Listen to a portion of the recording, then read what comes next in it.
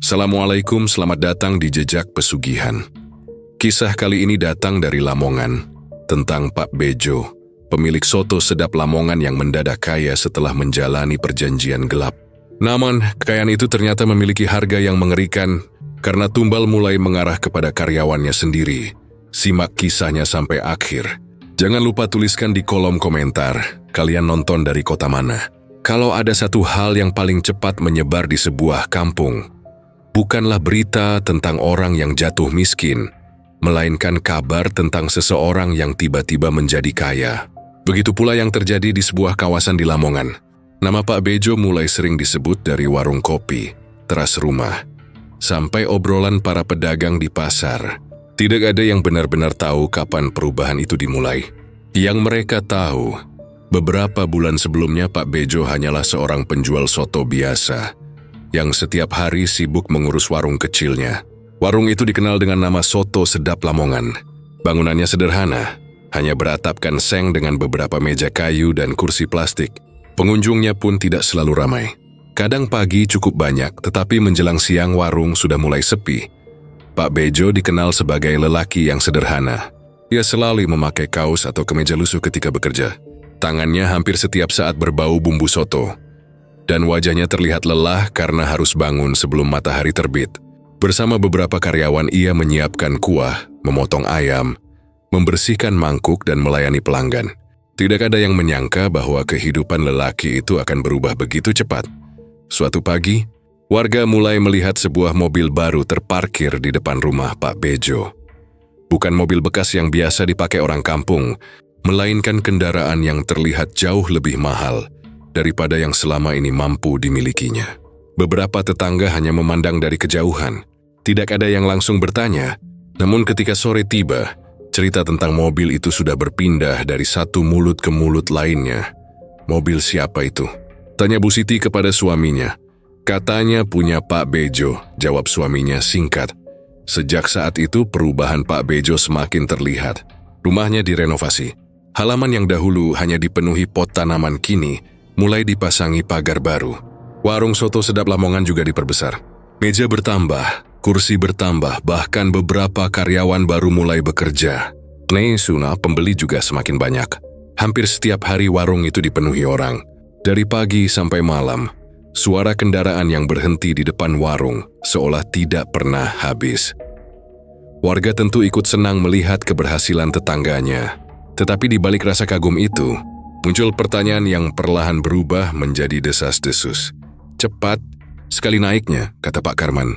Suatu sore ketika sedang duduk di warung kopi. Memang, rezekinya sedang bagus, jawab seseorang. Pak Karman hanya mengangguk. Bagus itu kalau ada sebabnya. Ucapan sederhana tersebut kemudian menjadi bahan pembicaraan. Orang-orang mulai mengingat masa lalu Pak Bejo. Mereka tahu bahwa lelaki itu pernah kesulitan membayar utang. Bahkan beberapa kali warungnya hampir tutup karena penghasilan tidak cukup untuk memenuhi kebutuhan keluarga. Lalu mengapa tiba-tiba semua berubah? Yang membuat warga semakin penasaran adalah perubahan sikap Pak Bejo. Dulu ia mudah diajak berbincang. Kini ia lebih sering terlihat terburu-buru dan jarang duduk bersama warga. Kalau ada yang bertanya tentang usaha, jawabannya selalu sama. Alhamdulillah, lagi banyak pelanggan. Tidak lebih dari itu. Namun seorang mantan karyawannya bernama Rudi pernah mengatakan sesuatu yang membuat desas-desus semakin panas. Rudi adalah salah satu orang yang sudah lama membantu Pak Bejo di dapur. Ia mengaku pernah melihat Pak Bejo meninggalkan rumah sendirian pada suatu malam. Waktu itu malam Jumat dan jarum jam sudah melewati tengah malam. Pak Bejo pergi tanpa membawa siapapun. Ketika ditanya keesokan harinya, Pak Bejo hanya mengatakan bahwa ia sedang ada urusan. Rudi tidak pernah tahu kemana atasannya pergi. Tetapi sejak malam itu, menurut pengakuannya, suasana warung mulai terasa berbeda. Ada kalanya ia mencium bau tanah basah di dapur. Meskipun tidak turun hujan, sesekali terdengar suara benda jatuh dari gudang padahal tidak ada seorang pun di sana. Rudi sebenarnya ingin menceritakan semua itu kepada warga, tetapi ia takut kehilangan pekerjaan. Sementara itu, Pak Bejo terus menikmati kehidupan barunya. Ia membeli perabot mahal, memperluas warung, dan mulai dikenal sebagai salah satu pengusaha kuliner yang sedang naik daun di daerah tersebut. Keluarganya pun hidup lebih nyaman daripada sebelumnya. Setiap malam, ia duduk di ruang tamu rumah barunya, sambil menghitung hasil penjualan. Uang yang dahulu begitu sulit didapat kini, datang seolah tanpa henti. Namun ada satu hal yang tidak pernah diketahui warga. Di balik senyum Pak Bejo ketika menerima pujian, tersimpan ketakutan yang semakin hari semakin besar. Dia tahu bahwa kekayaan yang datang terlalu cepat itu bukan sekadar keberuntungan. Ada sesuatu yang pernah ia minta, ada janji yang pernah ia ucapkan, dan ada sebuah perjanjian yang, cepat atau lambat, akan menagih balasan. Untuk sementara, Pak Bejo memilih menikmati semuanya. Ia menutup rapat rahasia itu dan berpura-pura tidak mendengar bisikan warga. Tetapi di sebuah kampung kecil di Lamongan, rahasia sebesar apapun tidak akan selamanya bisa disembunyikan. Terlebih ketika keberuntungan seseorang mulai dibayar dengan kejadian-kejadian aneh yang perlahan muncul dari balik warung soto sedap Lamongan. Dan tanpa disadari Pak Bejo, malam ketika ia pertama kali mencari jalan pesugihan, ternyata menjadi awal dari petaka yang jauh lebih besar. Malam itu, jauh sebelum warga Lamongan mengenal Pak Bejo sebagai pemilik soto sedap Lamongan yang sukses, hidupnya masih dipenuhi kegelisahan. Burung kecil yang sia-sia bangunnya bertahun-tahun, hampir tidak mampu bertahan. Harga bahan makanan terus naik, pelanggan semakin sedikit, sementara utang kepada pemasok dan kebutuhan keluarganya terus menumpuk. Setiap malam setelah warung tutup, Pak Bejo duduk sendirian di bangku kayu sambil menghitung uang hasil jualan. Berkali-kali ia menghitung, tetapi jumlahnya tetap tidak pernah cukup. Istrinya, Bu Marni, sering mengingatkan agar ia tidak terlalu memaksakan diri. Kalau memang belum rezeki, jangan dipaksakan Mas. Pak Bejo hanya diam. Di dalam kepalanya, rasa malu dan putus asa bercampur menjadi satu. Kiwi tidak ingin kehilangan warung yang selama bertahun-tahun menjadi sumber kehidupan keluarganya. Ia juga tidak ingin melihat anaknya hidup dalam kekurangan. Beberapa hari kemudian, sebuah cerita mulai terdengar dari salah seorang pelanggan lama. Pelanggan itu bernama Pak Karman. Joy Strip menyebutkan semuanya secara terang-terangan. Hanya mengatakan bahwa ada seseorang yang bisa membantu orang yang sedang terdesak. Kalau kamu benar-benar ingin usahamu berubah, temui Mbah Suro, katanya pelan. Pak Bejo sempat tertawa mendengar nama itu. Ia mengira Pak Karman hanya sedang bercanda. Namun kalimat berikutnya membuatnya terdiam. Jangan datang kalau cuma ingin coba-coba. Katanya apa yang diberikan di sana selalu ada bayarannya. Sejak percakapan tersebut, nama Mbah Suro terus terbayang di kepala Pak Bejo. Ia mencoba melupakan cerita itu dan kembali menjalankan warung seperti biasa. Tetapi keadaan justru semakin buruk. Juni dalamnya 1 minggu di pesira pelanggan tetap tidak datang. Salah satu pemasok bahkan meminta pembayaran utang yang sudah terlambat. Pada suatu malam, Pak Bejo akhirnya mengambil keputusan yang kelak akan mengubah hidupnya. Ia pergi seorang diri setelah memastikan keluarganya sudah tertidur.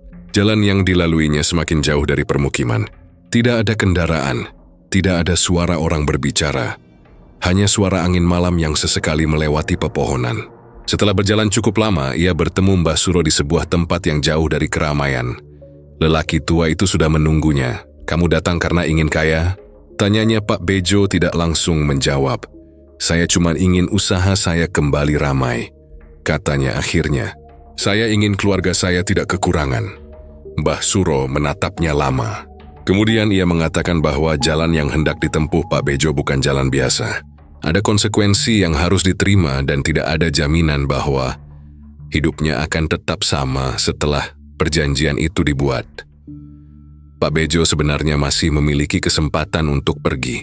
Namun pikirannya sudah dipenuhi masalah. Istrinya tutang, warung yang hampir bangkrut, dan keluarganya yang bergantung kepadanya. Apa yang harus saya lakukan? Tanyanya. Mbah Suro tidak langsung menjawab. Dia ping tenkuan bahwa kekayaan yang datang melalui jalan tersebut akan membawa sebuah kewajiban. Pak Bejo harus siap menerima apapun yang kelak ditagihkan kepadanya. Malam semakin larut. Pak Bejo mengikuti sebuah ritual yang tidak pernah ia ceritakan kepada siapapun. Tidak kepada istrinya, tidak kepada anaknya, bahkan tidak kepada karyawan yang selama ini bekerja bersamanya.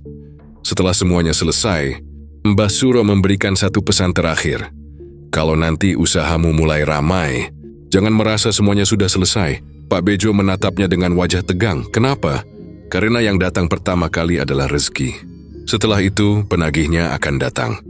Kalimat itu terus terngiang di kepala Pak Bejo ketika ia pulang menjelang dini hari.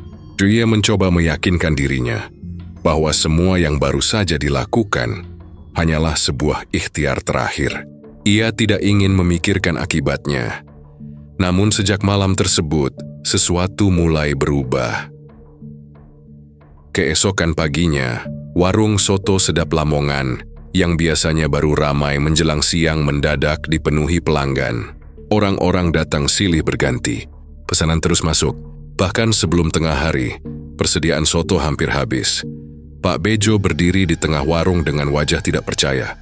Ia memandang antrean pelanggan yang semakin panjang. Kenapa bisa seramai ini? Gumamnya, tidak ada yang mampu menjawab. Hari berikutnya kejadian yang sama kembali terjadi. Lalu hari berikutnya lagi. Pelanggan semakin banyak, uang semakin deras, dan masalah utang perlahan hilang.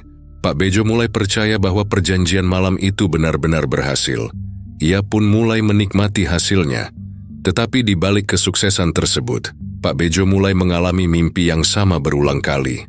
Dalam mimpinya, ia berdiri sendirian di depan warung yang sudah tutup. Dari kejauhan terdengar suara seseorang memanggil namanya. Bejo. Setiap kali ia berbalik tidak ada siapapun. Hanya suara itu yang semakin dekat. Bejo. Waktunya belum selesai. Pak Bejo selalu terbangun dengan tubuh berkeringat. Ia mencoba melupakan mimpi itu dan kembali bekerja. Seperti biasa, ia belum tahu bahwa perjanjian yang dibuat malam itu bukan sekadar janji untuk mendapatkan kekayaan. Ada harga yang harus dibayar. Dan ketika saatnya tiba, yang diminta bukan lagi uang, melainkan seseorang dari dalam usaha yang selama ini menjadi sumber kekayaannya. Sejak malam ketika Pak Bejo pulang dari tempat yang tidak pernah ia ceritakan kepada siapapun, kehidupan di warung soto sedap Lamongan berubah seperti dibalikkan dalam semalam. Pagi yang biasanya berjalan lambat tiba-tiba dipenuhi suara kendaraan dan langkah kaki pelanggan. Bahkan sebelum pintu warung dibuka, sudah ada beberapa orang yang menunggu di depan. Pak Bejo sempat mengira semua itu hanya kebetulan. Mungkin sedang ada acara di sekitar kampung. Jadi mungkin orang-orang sedang ingin sarapan. Tetapi ketika hari kedua, ketiga, hingga hari ketujuh jumlah pelanggan justru semakin banyak, ia mulai sadar bahwa sesuatu yang aneh sedang terjadi. Pak, ini pelanggan kok dari pagi nggak berhenti? Tanya Rudi sambil membawa mangkuk ke meja. Pak Bejo tersenyum lebar. Ya namanya juga rezeki, Rud. Jangan banyak tanya. Hari itu kuah soto yang biasanya cukup sampai sore habis sebelum tengah hari. Daging ayam yang biasanya masih tersisa menjelang malam harus dimasak berkali-kali. Karyawan yang hanya berjumlah 2 orang kewalahan melayani pembeli. Kabar tentang soto sedap Lamongan yang rasanya semakin enak menyebar dengan cepat. Orang-orang mulai datang dari desa sekitar. Ada yang mengatakan kuahnya terasa berbeda. Ada pula yang mengaku baru sekali makan tetapi keesokan harinya merasa ingin kembali lagi. Anehnya, Pak Bejo sendiri tidak pernah mengubah resep secara berarti. Bumbu yang digunakan tetap sama. Cara memasaknya juga tidak banyak berbeda. Tetapi entah mengapa pelanggan seperti tidak pernah bosan. Warung yang dulu hanya memiliki beberapa meja akhirnya harus diperluas. Pak Bejo membeli meja dan kursi baru. Ia memasang papan nama yang lebih besar dan memperbaiki bagian depan warung. Karyawan tambahan mulai berdatangan karena pekerjaan semakin banyak. Rudi yang sudah lama bekerja di sana menjadi orang pertama yang menyadari ada sesuatu yang tidak biasa. Suatu malam, setelah semua pelanggan pulang, ia menghitung mangkuk yang sudah digunakan. Jumlahnya jauh lebih banyak daripada catatan pesanan yang dibuat sepanjang hari. Pak, tadi yang makan sebanyak ini? Tanyanya Pak Bejo menoleh sebentar. Kenapa? Jumlah mangkuknya lebih banyak dari catatan. Pak Bejo mengambil buku catatan itu dan melihatnya sekilas. Paling kamu salah hitung. Rudi tidak menjawab. Cuma memilih kembali ke dapur. Tetapi malam itu, ketika warung sudah benar-benar sepi, Rudi mendengar suara seperti seseorang sedang menyendok kuah dari arah dapur. Jula mengira Pak Bejo masih berada di sana. Namun ketika diperiksa, dapur kosong. Panci soto yang sudah ditutup rapat terlihat sedikit terbuka. Rudi segera menutupnya kembali. Ia tidak menceritakan kejadian itu kepada siapapun. Sementara itu, Pak Bejo justru semakin menikmati keberhasilannya. Uang yang masuk setiap hari membuatnya bisa melunasi utang yang selama ini menghantuinya. Ia membeli sepeda motor baru untuk istrinya, memperbaiki rumah, dan mulai menyimpan uang dalam jumlah yang sebelumnya tidak pernah ia bayangkan. Bu Marni sebenarnya merasa heran. "Mas, kok tiba-tiba pembeli sebanyak ini?" Pak Bejo hanya tersenyum. Namanya juga rezeki. Jangan-jangan ada yang bantu dari belakang. Pak Bejo langsung terdiam. Untuk beberapa detik wajahnya berubah tegang. Tetapi ia segera mengalihkan pembicaraan. "Sudahlah, yang penting sekarang kita bisa hidup lebih tenang." Bu Marni tidak melanjutkan pertanyaan. Di luar rumah, warga mulai membicarakan keberhasilan Pak Bejo.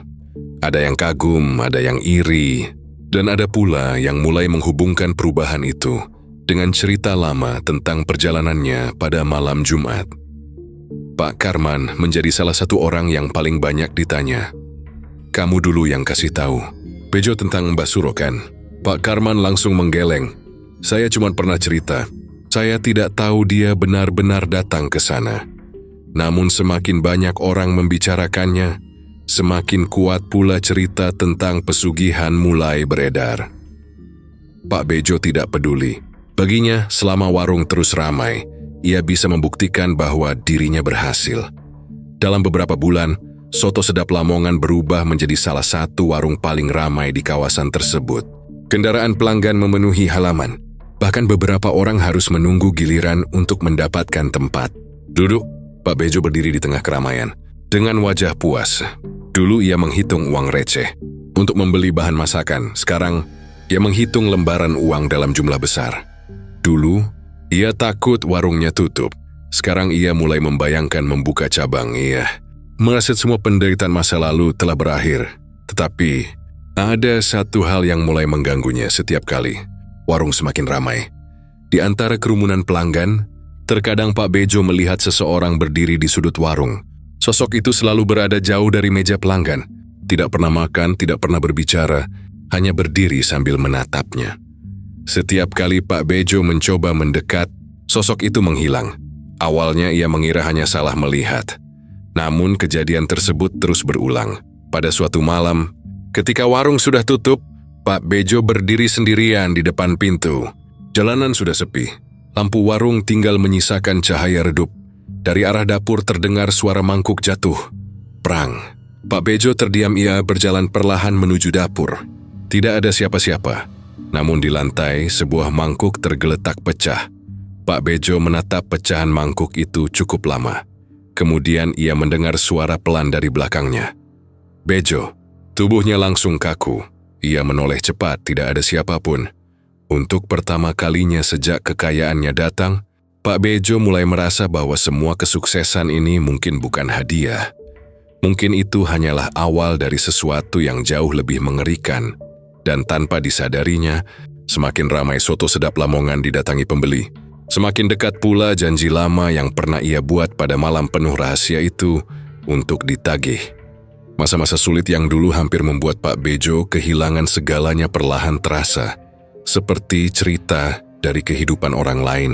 Soto sedap Lamongan yang dahulu hanya berdiri sederhana di pinggir jalan kini berubah menjadi warung yang hampir tidak pernah sepi. Setiap pagi kendaraan pelanggan sudah memenuhi halaman. Menjelang siang antrean semakin panjang. Bahkan pada malam hari, meja-meja masih penuh oleh orang yang datang untuk menikmati soto racikan Pak Bejo. Bagi Pak Bejo, semua itu adalah bukti bahwa hidupnya telah berubah. Ia tidak lagi menghitung uang receh setelah warung tutup. Setiap malam, ia membawa pulang hasil penjualan yang jauh lebih besar daripada sebelumnya. Uang yang dulu hanya cukup untuk membeli bahan dagangan dan membayar utang, kini bisa digunakan untuk membeli berbagai kebutuhan yang selama ini hanya menjadi impian. Rumah kecil yang dahulu ditempati Pak Bejo bersama istrinya, Bu Marni, mulai direnovasi besar-besaran. Dinding lama diganti, halaman diperluas, pagar baru dipasang, dan beberapa perabot mahal mulai memenuhi ruang tamu. Tetangga yang dahulu sering melihat Bu Marni menjemur pakaian di halaman kini mulai melihat kehidupan keluarga itu berubah drastis. Bu Marni sendiri sempat merasa tidak percaya. "Mas, apa uang kita benar-benar sebanyak ini?" Pak Bejo tersenyum sambil menatap tumpukan uang yang baru saja dihitung. "Sudah, jangan dipikirkan. Yang penting sekarang kita bisa hidup tenang." Bu Marni mengangguk, meskipun dalam hati masih ada rasa heran. Ia mengenal suaminya selama bertahun-tahun. Liu Pipa sulitnya mencari uang dari warung kecil. Karena itu, perubahan yang begitu cepat terasa seperti sesuatu yang sulit dijelaskan. Namun, kebahagiaan lebih kuat daripada kecurigaan. Keluarga Pak Bejo mulai menikmati kehidupan baru mereka. Anak mereka bisa mendapatkan berbagai kebutuhan yang sebelumnya harus dipikirkan berkali-kali. Mereka membeli perabot baru, memperbaiki kendaraan, dan sesekali pergi berlibur. Bu Marni bahkan mulai membantu beberapa tetangga yang sedang kesulitan. Pak Bejo merasa dirinya telah berhasil keluar dari kehidupan yang selama ini membelenggunya. Di warung, ia juga semakin dihormati. Para karyawan melihat Pak Bejo sebagai seorang bos yang berhasil membangun usaha dari nol. Jona menambah jumlah karyawan dan memperluas dapur agar mampu memenuhi permintaan pelanggan yang terus meningkat. Rudi, Joko, dan Yanto menjadi orang-orang yang paling sibuk. Mereka bekerja sejak pagi hingga malam. Meski lelah, mereka merasa senang karena penghasilan mereka juga meningkat. "Pak, kalau begini terus, kita bisa buka cabang lagi," kata Joko suatu sore. Pak Bejo tertawa. "Bukan cuma satu. Kalau rezeki terus begini, bisa 3 atau 4 cabang." Mereka semua tertawa.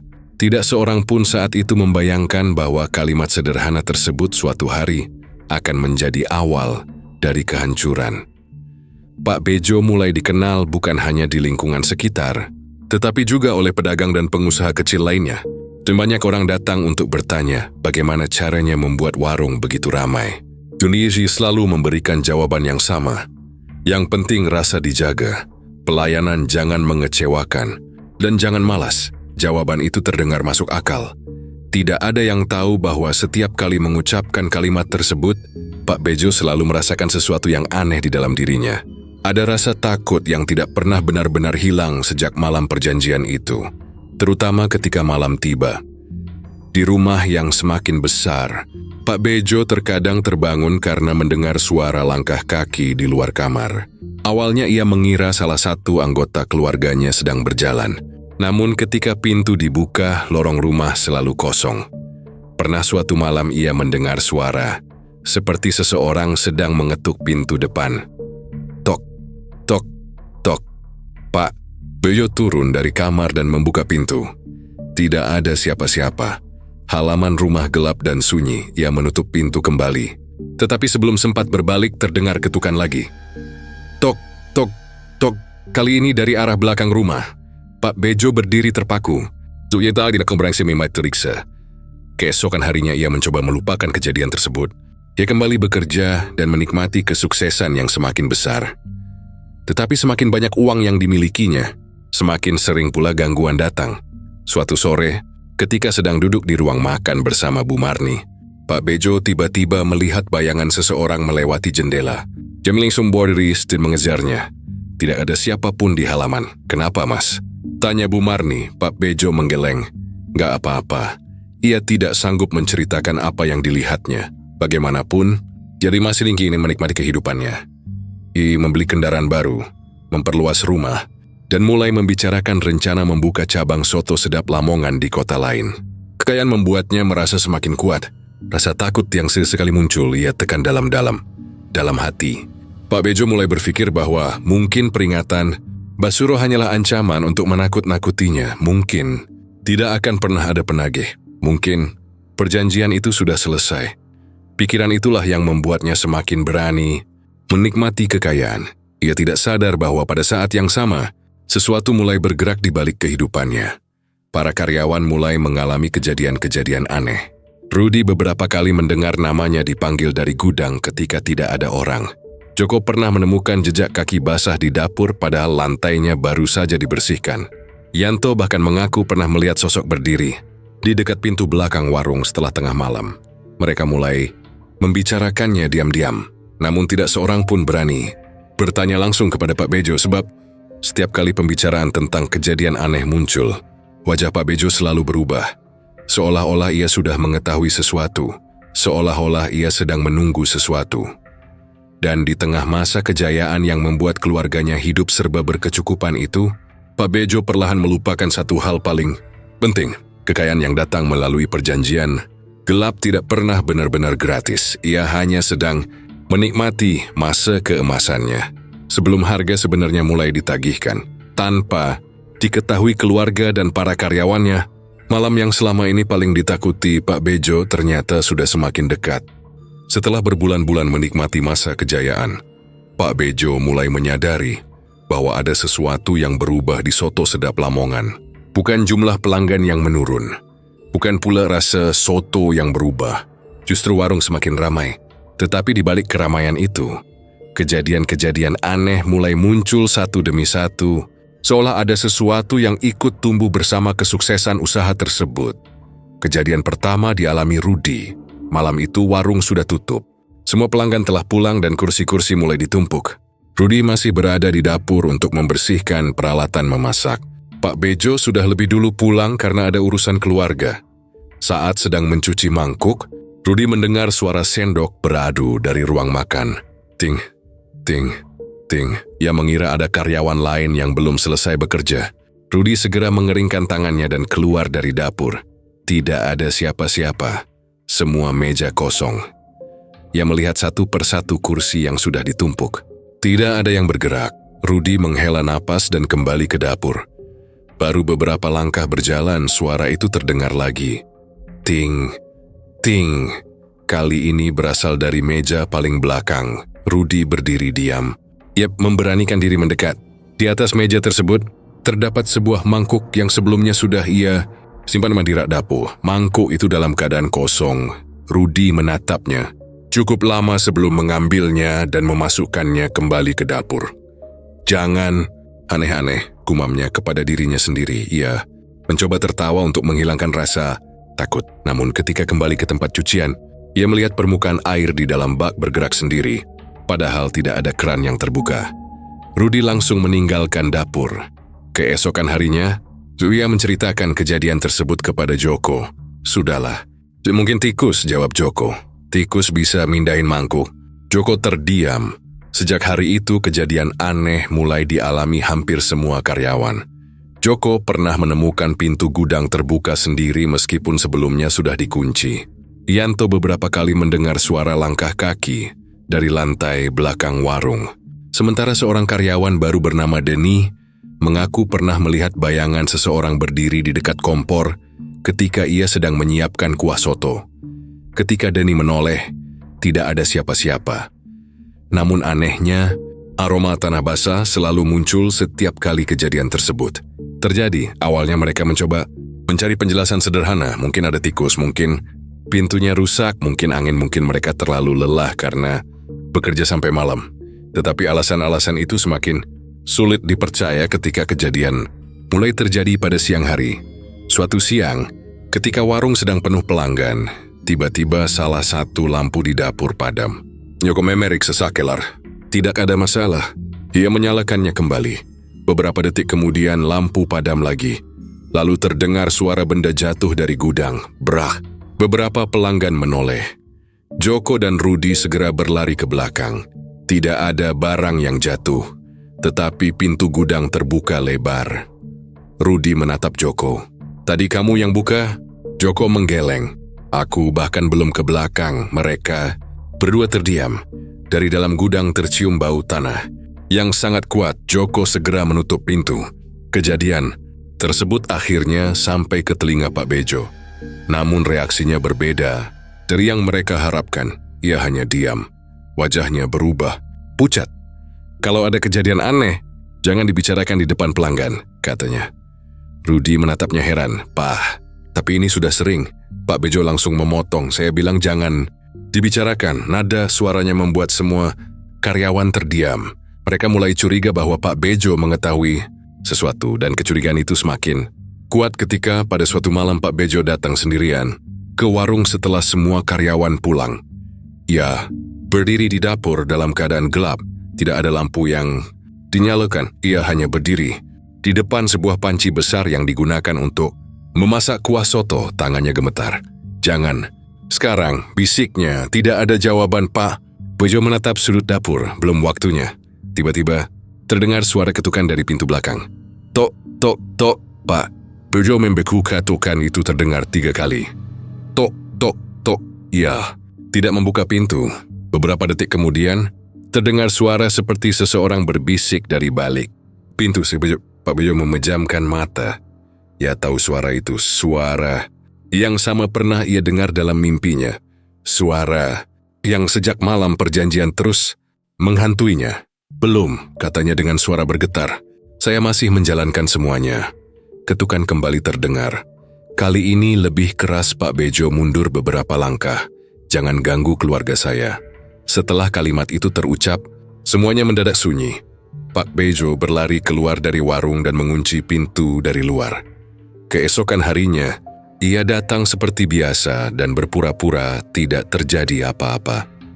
Namun para karyawan mulai melihat perubahan pada dirinya. Pak Bejo yang dahulu selalu tersenyum kini mudah marah. Ia sering melamun di tengah keramaian. Beberapa kali ia terlihat menatap pintu belakang warung seolah sedang menunggu seseorang. Sementara itu, kejadian semakin sering terjadi. Pelanggan mulai mengeluh bahwa mereka mendengar suara langkah kaki di belakang tempat duduk. Ada yang mengaku melihat bayangan lewat di dapur. Bahkan seorang pelanggan pernah meninggalkan warung sebelum makanannya habis karena merasa seperti ada seseorang berdiri tepat di belakangnya. Cerita tersebut kemudian mulai menyebar ke warga. Soto sedap. Lamongan masih ramai, uang masih mengalir. Tetapi ketenangan perlahan menghilang. Dan yang paling menakutkan, semua kejadian itu seperti memiliki pola. Setiap kali warung mendapatkan keuntungan besar, gangguan semakin kuat, Pak. Bejo mulai sadar bahwa masa keemasan yang selama ini ia nikmati mungkin bukanlah keberuntungan, itu adalah hitungan mundur, dan semakin lama ia menunda pembayaran atas perjanjian gelapnya, semakin dekat pula sesuatu yang selama ini ia takuti akan datang menagih. Pada awalnya, semua kejadian aneh di sekitar Soto Sedap Lamongan hanya dianggap sebagai bahan pembicaraan warga. Mereka membicarakannya sambil minum kopi, ketika berbelanja di pasar, atau saat duduk di teras rumah menjelang malam. Tidak ada yang benar-benar berani mengatakan bahwa warung milik Pak Bejo menyimpan sesuatu yang mengerikan. Semua masih sebatas dugaan, bisikan, dan cerita yang berpindah dari satu orang ke orang lain. Namun semakin hari, cerita itu semakin sulit dianggap sebagai kebetulan. Warga mulai memperhatikan bahwa kejadian aneh selalu muncul setelah warung tutup. Lampu dapur sering terlihat menyala sendiri pada tengah malam. Beberapa orang yang tinggal tidak jauh dari warung mengaku pernah mendengar suara mangkuk beradu ketika seluruh karyawan sudah pulang. Tidak ada pula yang mengatakan pernah melihat seseorang berdiri di dekat pintu belakang warung. Tetapi ketika didekati, sosok itu menghilang begitu saja. Pak Karman menjadi salah satu warga yang paling sering mendengar cerita tersebut.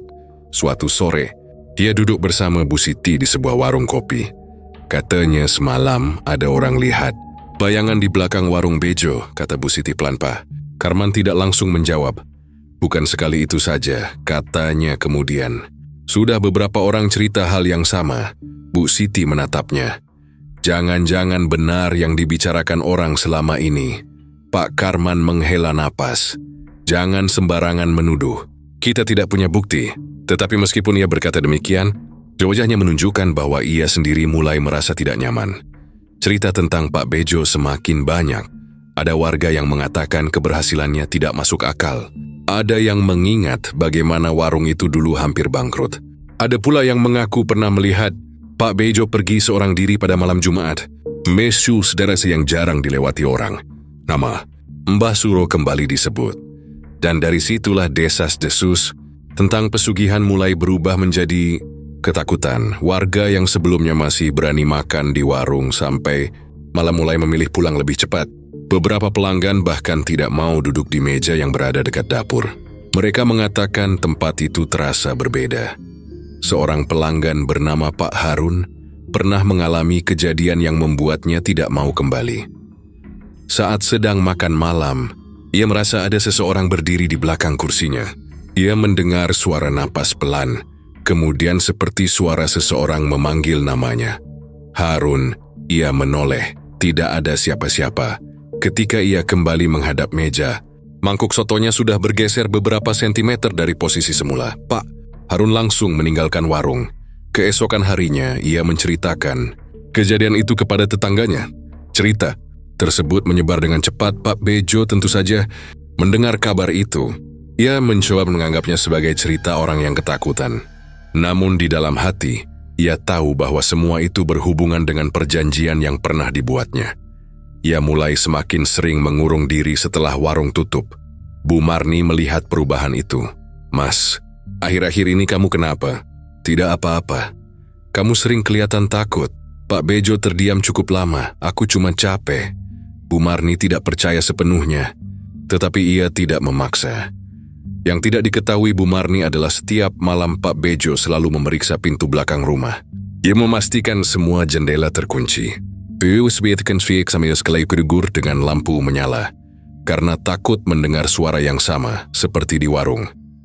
Sementara itu, para karyawan mulai merasa bahwa mereka tidak lagi bekerja di tempat biasa. Rudi adalah orang yang paling gelisah. Ia pernah menemukan bekas telapak kaki basah di lantai dapur. Jejak tersebut muncul dari pintu belakang dan berhenti tepat di depan panci besar tempat kuah soto dimasak. Tidak ada jejak yang menuju keluar. Rudi menunjukkan hal itu kepada Joko. "Menurutmu ini apa?" Joko menatap lantai dengan wajah pucat. "Aku nggak tahu. Harusnya kita bilang ke Pak Bejo." Joko menggeleng. Kalau dia tahu, memangnya dia mau cerita? Kalimat itu membuat Rudi terdiam. Mereka mulai menyadari bahwa Pak Bejo menyimpan sesuatu. Beberapa hari kemudian, seorang karyawan lama bernama Yanto memilih berhenti bekerja. Ia hanya mengatakan kepada teman-temannya bahwa ia tidak sanggup lagi bekerja sampai malam. Rudi sempat bertanya, "Memangnya kenapa?" Yanto menatapnya dengan serius. "Aku sering dengar orang manggil dari gudang." "Siapa?" Yanto menggeleng. "Kalau aku tahu, mungkin aku masih berani." Setelah itu Yanto pergi. Kepergiannya justru membuat warga semakin takut. Mereka mulai menghubungkan satu kejadian dengan kejadian lainnya. Mantan karyawan yang berhenti, suara-suara dari dapur, bayangan di belakang warung, serta kekayaan Pak Bejo yang datang secara tiba-tiba. Semuanya terasa seperti potongan puzzle yang perlahan membentuk satu gambaran mengerikan. Namun Pak Bejo tetap berusaha mempertahankan usahanya. Ia bahkan melarang karyawan membicarakan kejadian aneh kepada pelanggan. Kalau ada yang tanya, "Bilang saja tidak ada apa-apa," katanya tegas. Rudi akhirnya memberanikan diri bertanya, "Pak, sebenarnya warung ini kenapa?" Pak Bejo menatapnya. Untuk beberapa detik, ia seperti ingin mengatakan sesuatu. Namun akhirnya hanya satu kalimat yang keluar. "Kalau kamu masih ingin bekerja di sini, jangan banyak bertanya." Rudi langsung terdiam. Sejak saat itu, ketakutan tidak hanya berada di luar warung. Ketakutan mulai tinggal di dalam diri orang-orang yang bekerja di sana. Malam berikutnya, ketika warung kembali tutup, suara ketukan terdengar dari pintu. Belakang tuk, tidak. Ada yang berani membuka. Lalu terdengar suara seorang perempuan menangis dari luar pelan panjang dan semakin lama semakin dekat.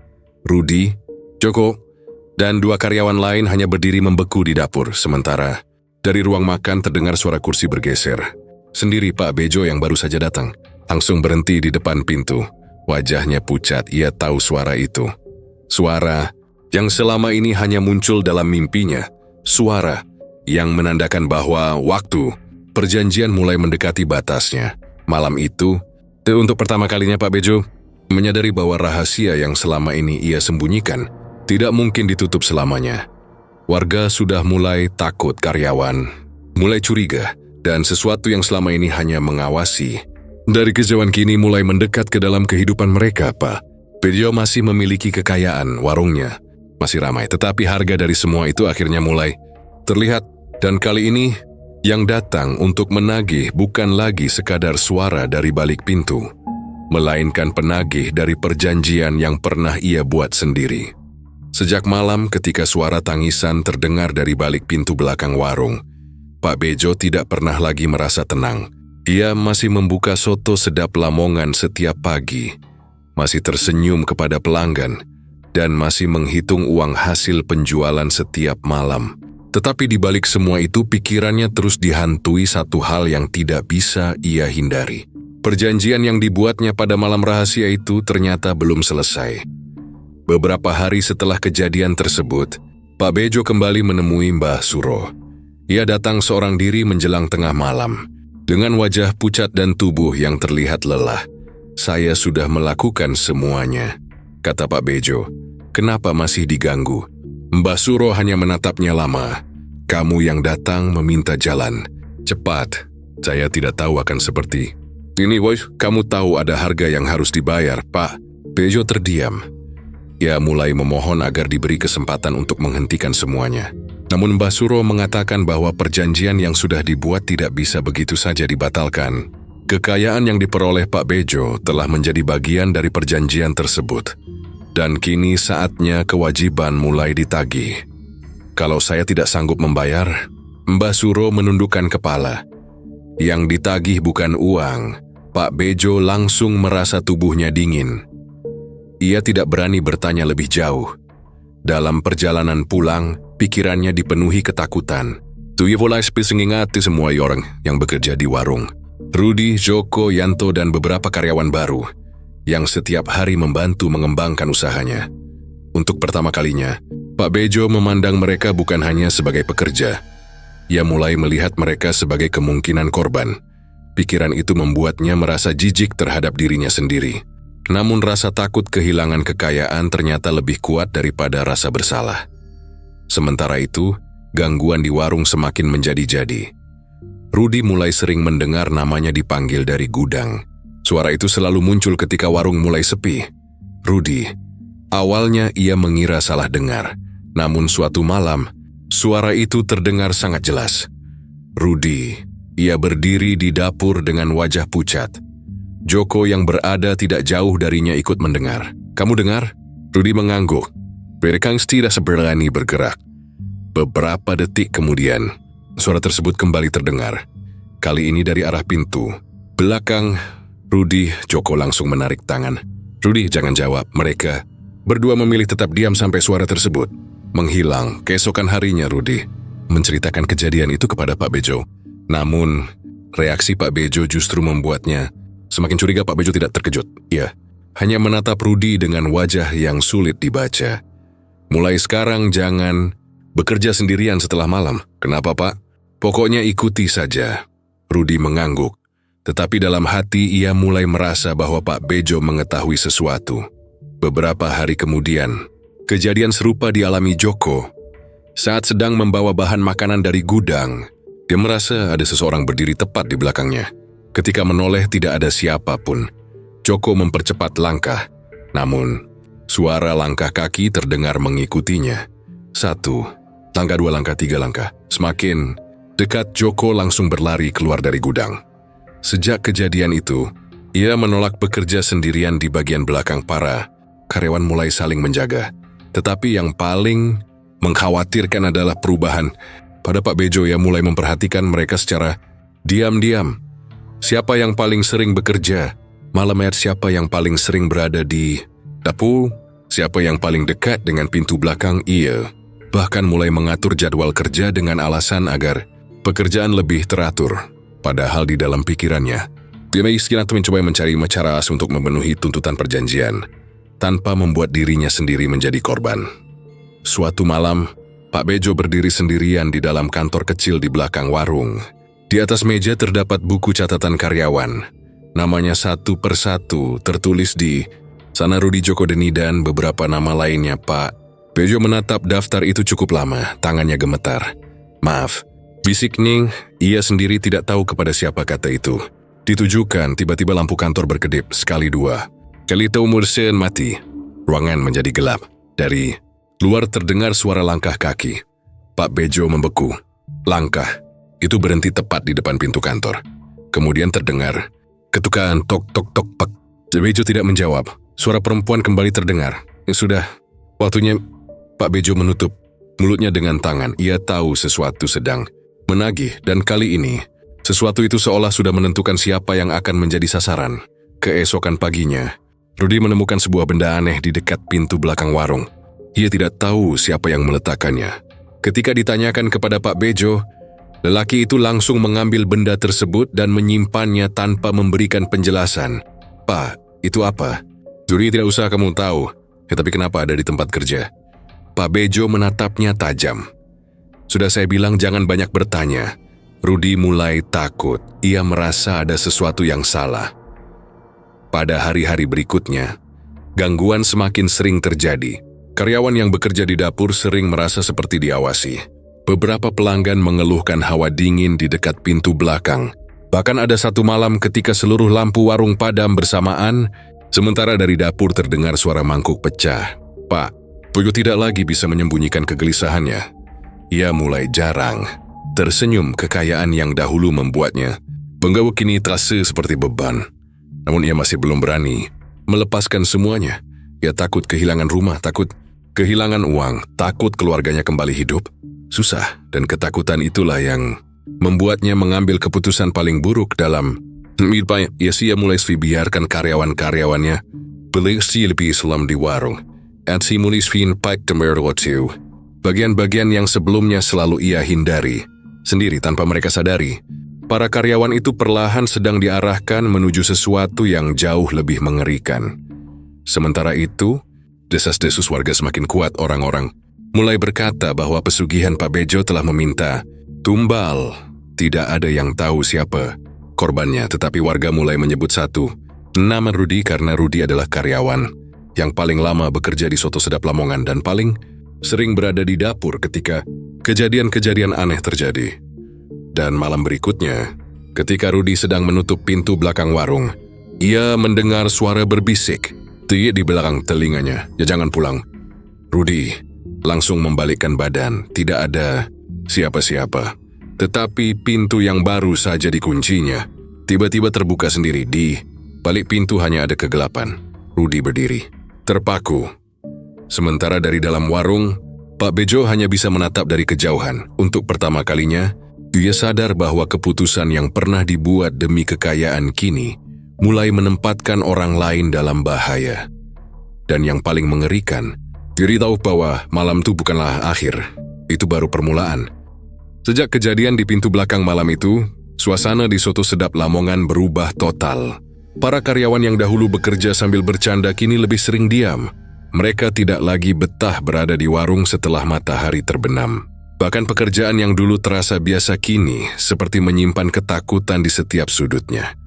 Rudy menjadi orang yang paling gelisah. Sejak malam ketika mendengar bisikan agar dirinya tidak pulang, ia mulai mengalami mimpi yang sama hampir setiap malam. Dalam mimpinya, ia berjalan sendirian melewati warung yang sudah tutup. Semua meja kosong, lampu padam, dan dari dapur terdengar suara seseorang memanggil namanya. Ketika ia terbangun, tubuhnya selalu berkeringat. Ia mulai berpikir untuk berhenti. Namun setiap kali hendak menyampaikan keinginannya kepada Pak Bejo, ada sesuatu yang membuatnya mengurungkan niat. Ia masih membutuhkan pekerjaan itu. Juling pemilik keluar yang persing muan pesing hasilannya. Si Mestra Rudy berusaha bertahan. Karyawan lain mulai mengalami kejadian serupa. Joko menjadi sasaran berikutnya. Suatu sore, ia sedang membersihkan bagian belakang warung ketika mendengar suara kursi diseret dari ruang makan. Yoye mengira salah satu pelanggan masih berada di sana. Joko berjalan menuju ruang depan, semua meja kosong. Ia kembali ke belakang. Suara itu terdengar lagi. Krek, krek, seperti seseorang sedang menarik kursi perlahan. Joko mulai merasa tidak nyaman. Dia mengambil sapu dan berjalan ke arah suara tersebut. Namun sebelum sampai sebuah kursi tiba-tiba bergeser sendiri. Joko langsung mundur. "Siapa?" tanyanya dengan suara gemetar. Tidak ada jawaban, hanya suara sendok yang jatuh dari meja. Prang! Joko berlari keluar. Sejak hari itu, ia tidak pernah mau bekerja sendirian. Denny pun mengalami kejadian yang lebih aneh. Ketika sedang menyiapkan bahan makanan menjelang malam, ia melihat bayangan seseorang melewati kaca dapur. Denny mengira itu Rudy. "Ruth?" Tidak ada jawaban. Ia keluar untuk memeriksa. Lorong belakang kosong. Ketika kembali ke dapur, bahan makanan yang baru saja ditata sudah berantakan di lantai. Denny terdiam. Di tengah lantai yang basah, ia melihat bekas jejak kaki. Jejak itu dimulai dari pintu belakang dan berhenti tepat di depan tempatnya berdiri. Denny tidak sanggup melanjutkan pekerjaan. Ia langsung pulang. Keesokan harinya, ia mengatakan kepada Pak Bejo bahwa dirinya ingin berhenti. Namun Pak Bejo justru memintanya bertahan. Jangan berhenti dulu. Saya bisa tambah gaji. Denny menatapnya dengan bingung. Bukan soal gaji. Pak, saya takut. Pak Bejo terdiam, ia tahu ketakutan. Denny bukan tanpa alasan, tetapi ia juga tahu bahwa setiap karyawan yang pergi membuat gangguan semakin dekat kepada dirinya dan keluarganya. Karena itulah ia terus berusaha mempertahankan mereka. Tanpa disadari para karyawan, Pak Bejo mulai hidup dalam dilema yang mengerikan. Dia tahu mereka sedang berada dalam bahaya, tetapi ia juga takut jika semua orang meninggalkan warung. Hari demi hari, teror semakin kuat. Suatu malam, ketika warung sudah tutup, Rudy, Joko, dan Denny sedang membersihkan meja. Tiba-tiba pintu depan terkunci sendiri. Mereka bertiga saling memandang. Siapa yang kunci? Tanya Denny. Bukan aku, jawab Joko. Rudy mencoba membuka pintu. Tidak bisa, ia menarik gagang pintu berkali-kali, tetap tidak bergerak. Kemudian dari dapur terdengar suara mangkuk jatuh, prang. Ketiganya terdiam. Lalu terdengar suara langkah kaki. Pelan satu langkah, kemudian langkah kedua. Semakin dekat. Rudy berbisik, "Jangan ada yang jawab." Mereka berdiri, berdempetan. Langkah itu berhenti tepat di belakang mereka. Denny menutup mulutnya sendiri agar tidak berteriak. Beberapa detik berlalu, kemudian pintu depan tiba-tiba terbuka. Sendiri, mereka langsung berlari keluar. Di halaman, Pak Bejo sudah berdiri. Entah sejak kapan ia berada di sana. Wajahnya terlihat pucat. "Kalian dengar apa?" tanyanya. Rudy menatapnya. "Pak, ini sebenarnya ada apa dengan warung ini?" Pak Bejo tidak menjawab. Ia hanya menundukkan kepala. Untuk pertama kalinya, para karyawan melihat ketakutan yang jelas di wajah bos mereka. Malam itu mereka mulai menyadari bahwa Pak Bejo mungkin bukan korban dari kejadian-kejadian tersebut. Mungkin justru Pak Bejo adalah orang yang sejak awal mengetahui semuanya. Kecurigaan itu semakin kuat ketika Joko menemukan buku catatan 5 di kantor Pak Bejo. Di dalamnya terdapat nama-nama karyawan yang pernah bekerja di Soto Sedap Lamongan. Beberapa nama diberi tanda, ada yang sudah berhenti, ada yang pindah, dan ada satu nama yang membuat Joko merinding karena nama tersebut dicoret dengan tinta hitam tebal. Ia tidak berani mengatakan kepada siapapun. Tetapi sejak menemukan buku itu, Joko semakin yakin bahwa ada sesuatu yang disembunyikan. Tidak lama kemudian, satu karyawan baru bernama Arif mulai mengalami gangguan. Setiap kali bekerja di dekat gudang, dia mendengar suara seseorang memanggil dari dalam. Arif, awalnya ia mengira teman-temannya bercanda. Namun suara itu terus terdengar bahkan ketika semua karyawan berada di ruang depan. Pada malam ketiga, Arif melihat bayangan seseorang berdiri di ujung lorong. Ia mengejarnya. Bayangan itu menghilang, tetapi di tempat ia berdiri, Arif menemukan sebuah benda milik Pak Bejo. Arif langsung menyadari bahwa kejadian tersebut bukan kebetulan. Ia ingin bertanya kepada Pak Bejo, tetapi lelaki itu justru memperingatkannya. "Kalau kamu masih ingin bekerja di sini, jangan pernah pergi ke belakang sendirian." Arif menatap wajah bosnya. "Kenapa, Pak?" Pak Bejo tidak menjawab. Hari berikutnya Arif tidak datang bekerja. Kemudian, Joko mulai jarang masuk. Denny meminta dipindahkan ke bagian depan dan Rudy menjadi satu-satunya karyawan lama yang masih bertahan. Soto Sedap Lamongan tetap ramai, pelanggan tetap datang, uang tetap mengalir. Tetapi jumlah karyawan yang berani bekerja sampai malam semakin sedikit. Pak Bejo mulai sadar bahwa perjanjian itu tidak hanya menakut-nakuti mereka. Ia sedang mengambil satu persatu orang dari dalam warung. Dan semakin banyak karyawan yang menjadi sasaran, semakin jelas pula bahwa yang sebenarnya sedang ditunggu bukan sekadar korban. Sesuatu sedang menunggu pembayaran terakhir. Malam itu, Rudy menemukan sebuah tulisan aneh di papan belakang dapur. Ia tidak tahu siapa yang menulisnya. Jadi yang membuat darahnya terasa dingin.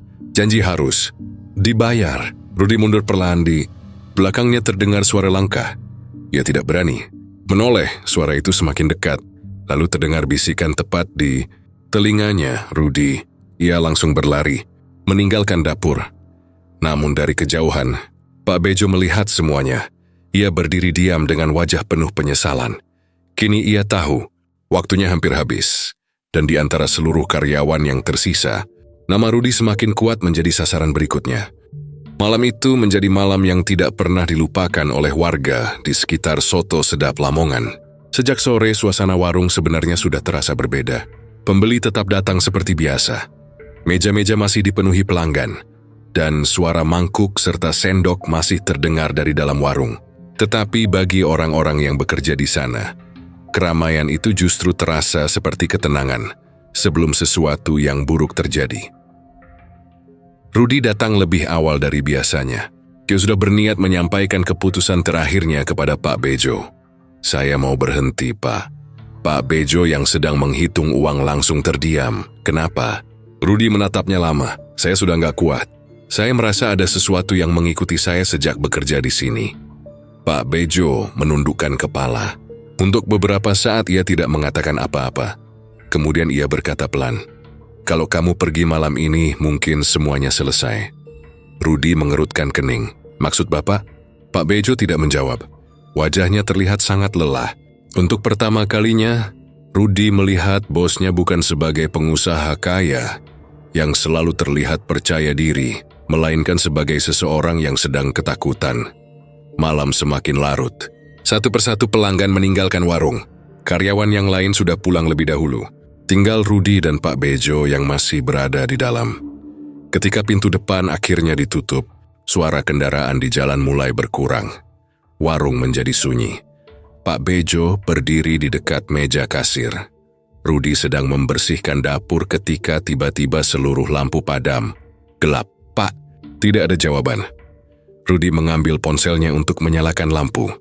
Saat cahaya layar menerangi ruangan, Pipi lihat Pak Bejo berdiri di depan pintu belakang. Wajahnya pucat. "Jangan buka pintu itu," katanya. Rudy menatapnya. "Kenapa?" Pak Bejo hanya menggeleng. Namun dari luar terdengar ketukan tok, tok, tok. Keduanya terdiam, ketukan terdengar lagi. Tok, tok, tok. Pak Bejo mundur beberapa langkah. "Jangan jawab." Bisiknya. Rudy merasakan seluruh tubuhnya merinding. Kemudian terdengar suara dari balik pintu. "Bejo, Pak." Bejo memejamkan mata, suara itu kembali.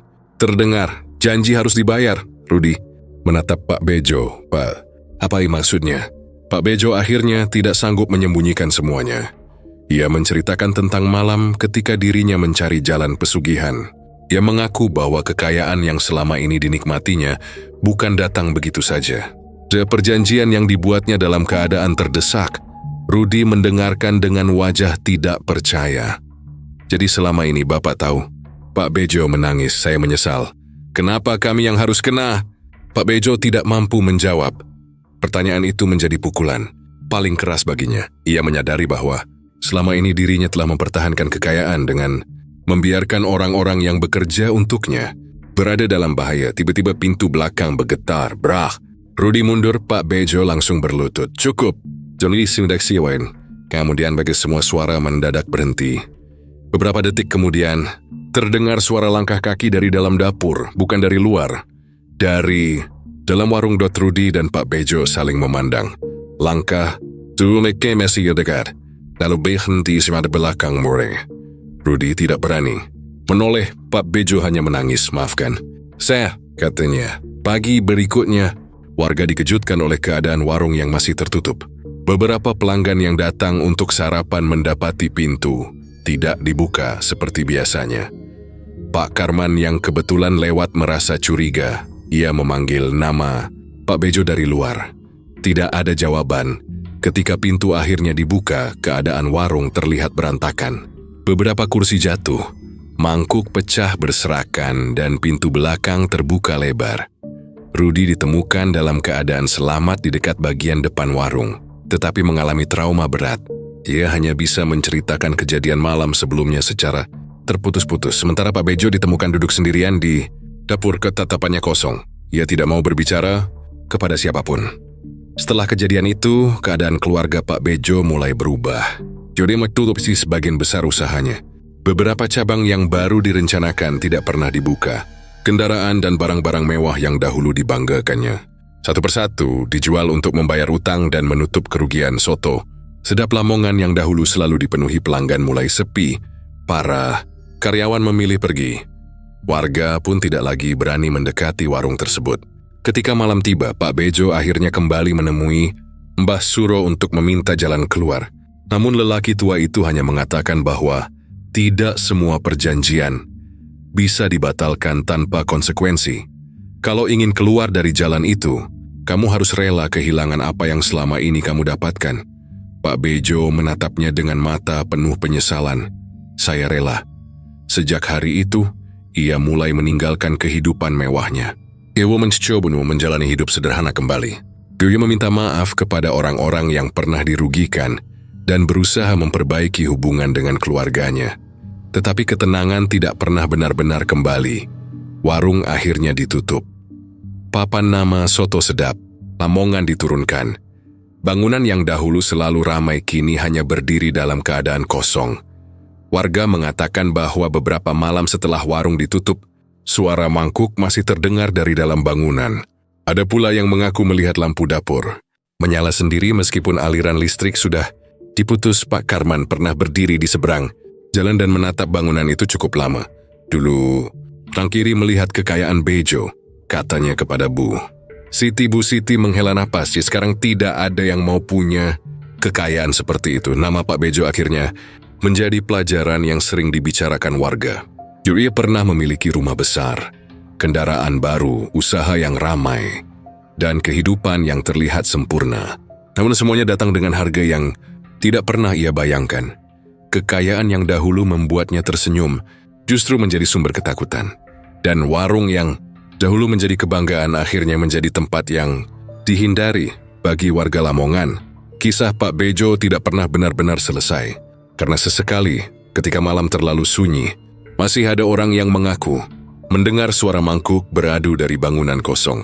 Ting, seolah ada seseorang yang masih menunggu pelanggan. Seolah perjanjian lama belum sepenuhnya hilang. Dan sejak saat itu, setiap kali ada orang membicarakan kekayaan yang datang terlalu cepat, warga hanya mengingat satu nama, Pak Bejo. Pemilik soto sedap Lamongan yang pernah merasakan masa kejayaan, tetapi akhirnya kehilangan hampir semuanya karena memilih jalan pintas menuju kekayaan.